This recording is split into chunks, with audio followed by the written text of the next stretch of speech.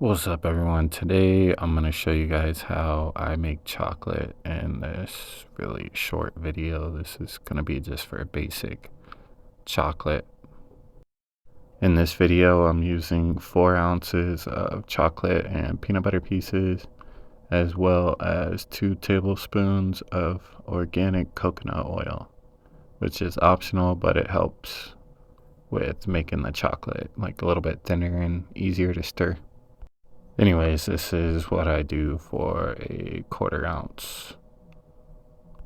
This is what you're gonna need. You're gonna need a mold to make the bars. I'm using a gummy mold so I can make little chocolates. You're gonna need a scale for weighing, a whisk, a spatula, probably a spoon.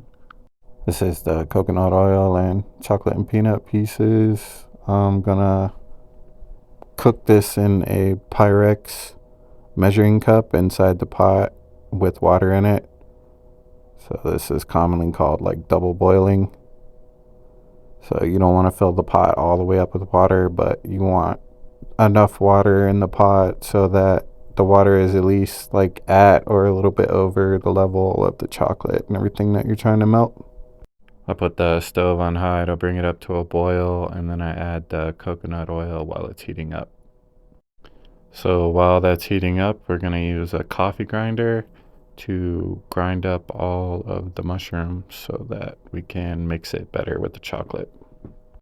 You don't have to use a grinder. You could use like a little weed grinder or whatever, but it works better if it's ground up into a finer powder. So here we go. We're going to grind it up.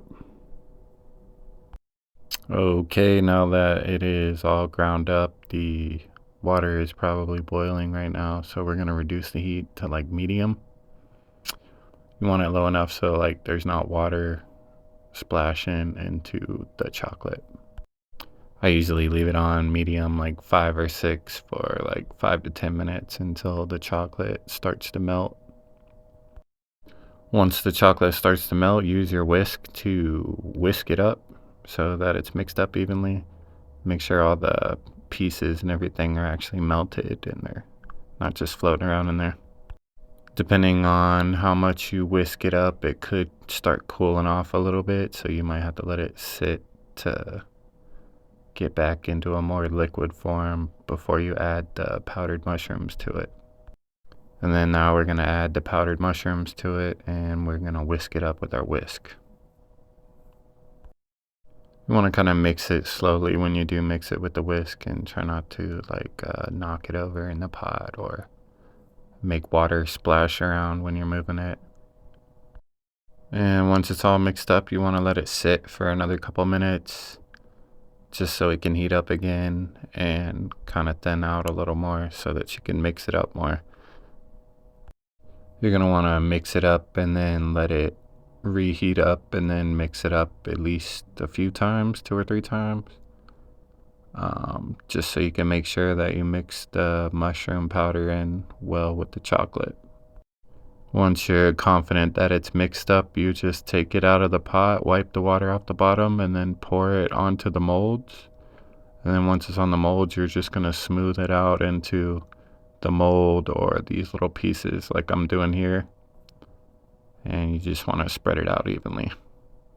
All the like extra chocolate that's in between and on the edges, once it solidifies, you can just recollect it and you can eat it or just throw it in the next batch that you're making. And for the most part, this method scales. You can do half as much for an 1/8, or you can do twice as much of everything for a 1/2 ounce, or 4 times as much for an ounce. I usually put them in the freezer when they're done because they seem to solidify a little bit faster. And then once it's solidified, you're just gonna pop them out of the mold. And then I usually store them in the refrigerator. I don't have any idea how long they stay good for.